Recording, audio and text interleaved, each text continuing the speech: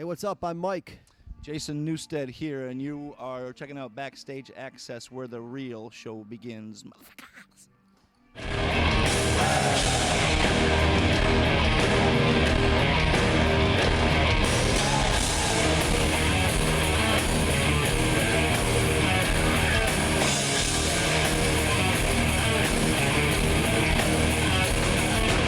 BackstageAxxess.com. We're here in Canandaigua, CMAC, the Performing Arts Center here, and we're here with two members of Newstead, Mike Mushok, and Rock and Roll Hall of Famer himself, Jason Newstead. Woo! Mike, happy to be here. Very happy to be here. Yes. Rock and Roll Hall of Famer, how does that sound? You got used to that yet, Jason? That sounds just fine. Yeah? Good Yes. ring to that? With the little tunes in the back? I don't have any trouble with that at all. That's a good place to start. Welcome back to the world of metal, by the way. Thank you. And Good to be back. It's been a long time, and now this new project is taking flight. And tell us how tell us how Mike got involved. Tell us all about how it came about. September of last year, I put some demos together with my little iPad there, and got Jesus Mendez Jr., the drummer guy, and Jesse Farnsworth, and the three of us went and made a metal EP that came out in January. Yep. And then Mike joined us in February, so the four of us made the heavy metal music LP that's on its way out. So it was a pretty quick trip so far. A lot of things were planned way up ahead, so we're doing a lot of catching up now with this. We've done 35 gigs, I think. We've played in 15 countries in about 6 weeks' time now, something like that. So we're getting around, making it happen. We were in Europe just 5 days ago, I guess it was, 5 or 6 days ago. And the reception was fantastic there. Positive here, too, just getting started on a gigantic tour with Megadeth and the guys. Okay. So it's a good start, I think. Yeah. Yeah, what do you say? Yeah. Baptism under fire. I mean, you guys, like you said, just came together as a unit and are playing huge festivals like, Download and all those European festivals. And you said the crowd reactions was very, very welcome. It was amazing in the way that I hadn't played in Europe for 13 or 14 years. Mike had been there probably a year earlier or something. But been a long time for me, and so just long enough to see the next generation of listeners come up, and then the long-time fans were there to be, rekindled or whatever the connection and things. So it was pretty fantastic. I could not have predicted how strong the vibes were. Fantastic. Mike, any comment on the shows over in Europe? Yeah. No, no, they were great. I mean, as you said, we got to do Download, Rock and Ring, Rock and Park, opened for Slayer on a few shows, and did our own headlining show at London at the 100 Club, and really the response all around was really good. Really, one stood out though, playing right before Paramore in Helsinki with the first two row of like 14-year-old girls like this. Trying to text their friend and block the ears at the same time, and behind them was a pit going on as we're playing, so we don't. Yeah. This wasn't Haley, so his hair wasn't red enough. And that was the best thing, was the different hues of red, like the two rows of chicks. And this was a little more pinkish, that was a little more orangey, that was a little more red, but they all had these different colors of red hair. It was funny, man. I have never experienced anything quite like that, actually. So it was special, Mike. You're right. It was. That was the one that was definitely like, okay, there's and those European festivals, they really try to do these, really different lineups. You know what I mean? Sometimes they take them a little too far. Right, so, right. But it was still, it was fun. It was a good show. The end. Woo! Full length heavy metal music is coming out on August 6th. How did you guys choose songs? I mean, you took 2 songs from the EP to put them on, but how many songs did you guys write, and how did the album come? I know, Jason, you produced it, you wrote all the songs, and you did a lot of work on this. You took a huge undertaking, but how did the song selection come about for the album? I think there was 17 or 22 skeletons or seeds that I put together, and that's really what it was as far as my contribution to it. I put the skeletons together, and then I recorded those demos for these guys, but they reached great dimension and all that because of the help of Mike's songwriting and Jesus' playing and Jesse's voice and songwriting and all that too. So it's very much a collective effort. Okay. Even though I planted the seeds, we all harvest the fruit together. So it was a team thing for sure. And actually, Mike started writing parts for the song 3 or 4 or 5 days after he had joined the band. We were completed with the album before he'd been in for 6 weeks. Wow. So it was like a, really, really quick thing as Yeah. far as him being able to compose on the fly and what I say, make these good songs great, or the heavy songs heavier and all that, multi-dimensions. When I was making those demos, there's no way I could have dreamed what ended up being there as far as the color Okay. that he brought to it. So pretty cool shit. And producing it too, and obviously that's a whole another avenue. And how did that like work in, and obviously doing everything else? It was at my own studio, the Chop House. It's the first time Right. in 21 years that we put a full-length worldwide release together from that building. Okay. So that was like a very much a landmark event for us in our circles, and a personal kind of fulfillment or to a certain quest. Anyway. And the album is actually coming out on Chop House Records on the 6th. Right, starts on Chop House Records, and it goes through Sony or through Right. Universal or through Right. whoever the heck along the way there. Getting a lot of help. There's a lot of people that are interested in this now. And like you were saying, 35 shows. Have you guys approximately have done any good road stories so far?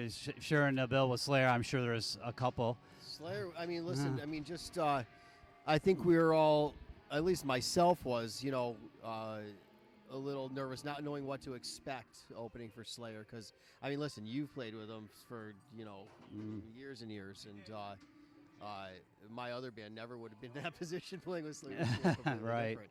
So, but honestly, it was received really well. I don't know, road stories. I mean, it was just a lot of travel, a lot of 4:30 a.m. lobby calls for, flying all day to land, to drive 3 hours in a van to get to where you're going to play, to do it all the next day, the same thing. So it was definitely a long tour, but I mean the shows were great. So. And sticking with this, you're talking about your other band. What's going on with your other band staying at the moment? I know you guys are a little hiatus, but Yeah, no, Aaron's what's- doing his country thing, right. and I'm doing this right now. Okay. So, I mean, there's really nothing going on with it. just you a know? hiatus, that's all, Yeah, right? it's there, and Okay. when we get a break from this, and Aaron's feels like he's accomplished what he wants to, doing pursuing his country career, then And Stain will be back. I mean that's the plan. Okay. Yeah.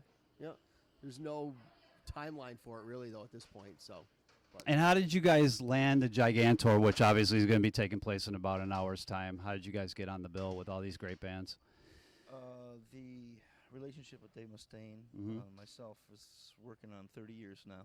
Yep. So way back in the day, Flotsam and Jetsam was opening for Megadeth on their first album. And Dave actually gave myself and our band our first opportunity to play outside of Arizona, which is our home turf.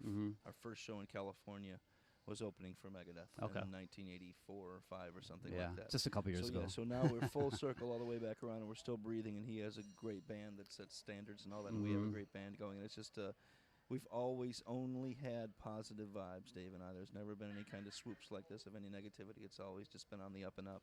And I'll never forget the opportunity that he gave us way back in the day. So that vibe is very good. So that has a lot to do with why we're here. I think that he takes a personal interest in it because of the Metallica tie and all that thing like that. It's we both take pride in that.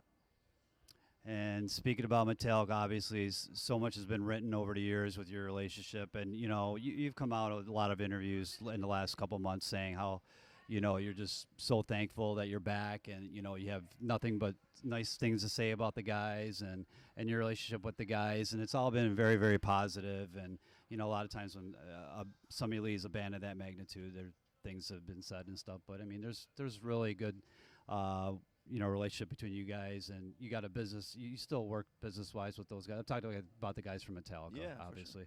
For sure.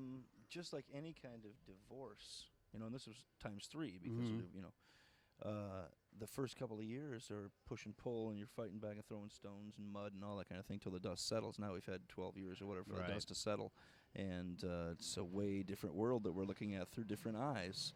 So certainly there was those little patches in the beginning when people are feeling rough and feelings are hurt and emotions are raw and all that stuff. But now the time has gone by, and we have investments together that are 30 years in. Right. That's some pretty serious business. Yeah. So those kind of things, we're brothers in that way. We keep track of each other through business. I haven't seen them personally since the reunion thing that kind of was the catalyst for all of this 2011. stuff. Yeah. So there's it's always going to be there, and I only am like you said, I'm only thankful to them for the opportunity they've given me to live a freaking dream life, man. Still living the dream right now, baby, for real. People say that a real easy, living the dream. No, but I am. Yeah. But we are. But I am. But I be. And It's true. And taking the fans of yours on a little side venture that actually, when you weren't playing for a while because you hurt your shoulder, you took up painting for a while, and you've had some showings on your paintings and some you got a gallery of your paintings, correct? That's true. Had a proper exhibition in San Francisco, and then we do have a gallery that's kind of a private thing where people come and do private showings and like that. And there are some collectors, and they throw down some dough, and it's pretty surprising.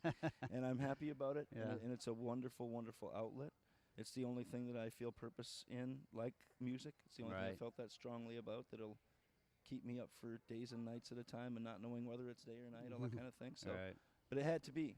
I couldn't play at that time. I could play a little bit, but I couldn't be the monster. And so I did some studio recordings with Voivod and some other studio stuff with a lot of people, actually. Yeah. But as far as throwing down, that wasn't ready till now.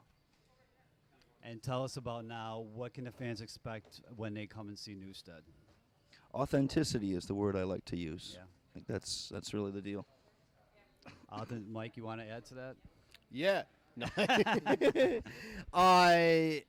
I mean, you know what? It's just like when I first heard it, I heard Soldier Head before I even knew that there was a chance I was going to play with these guys, and it just reminded me of, I call it old school metal. I mean, that's what I think it, and it's something that I've always loved, and it's fun to play, and it's fun to go out there, and I think that shows on stage. I think it comes across, and I mean, it's four guys just playing their instruments.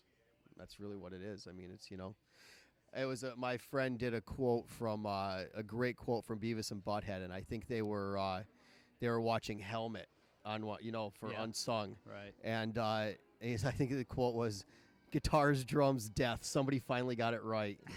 And he heard Newstead. He was watching. He's like, "Somebody finally got it right." So there you go. Guitars, drums, death. I think a lot of people are very excited to hear the album, the full-length album that's going to be released on August 6th. In a couple more weeks, actually a month from today. And Gigantor is going to be running. It just started a couple days ago. It's going to be running for another month, I believe, right? Yeah, it's August 11th. I think it's the last date in Toronto. Fans probably want to know, is there going to be any dates after that following Gigantor with Newstead? Packing it in. Yeah. Right. There are offers coming in for some different things. So far, we have entertained quite a few different scenarios already in just the 35 shows we've done, because there's been clubs of a couple hundred people, clubs of 1,200 people, gigs 6,000, 8,000, 10,000, Sonosphere 40,000, whatever like that. So we've already been through all of that, and each one has its own beauty and its own ugly and whatever. So there are offers coming in right now as support for some pretty tough acts right now. And so we can do headlining things. There's a few other things. All these scenarios are coming into play. I know we are doing some Australian stuff next year, Japanese. There'll probably be more European stuff at the end of this year.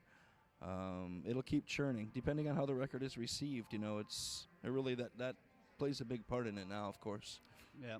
Unfortunately, the record business is a monster upon itself, but I think from the videos you guys released, it's been very favorable, and we're hoping the album just is kick-ass, like we've been hearing the songs that have been released. And you guys are going to be on a tour with Gigantor for the next month or so, and you guys got a website you want to tell the fans where to go to check out future news or dates? For sure. NewsteadHeavyMetal.com is where you go for all the information, tour dates, archival stuff, footage. The store is there where you can get old Chop House recordings, all the gear, all that kind of thing. So it's a fresh thing for us. There's something I want to say about earlier. We were talking about Mikey, on the stage and drums, guitar, and death and all that. There's nothing can replace experience. Nothing replaces the time and the hours and the years and that we've put into this. And so when you have a bunch of bands up next to each other on the same stage, it measures that out. No matter what the production is or how big the PA is or these kind of things, it still separates the boys from the boys. You know what I'm saying? And so nothing can replace the experience that we have together. Mike's put in a lot of years. I've put in a lot of years, both in successful bands and all that kind of thing. So there's people can see through it if it's not genuine, and we are genuine. And that's what's important to know. And there's no kind of secrets or mysteries or any of that kind of crap. EP is metal. You Album can't is fake heavy it, metal yeah. music. It's just Right. fundamental, primal, vital shit. That's what I'm talking about. Mm-hmm. Vital. Check these guys out on the road, Gigantor right now, and the new album, Heavy Metal Music, in a month from today, August 6th. Check Cheers, it man. out. BackstageAxxess.com. Yeah. Thanks for taking the time.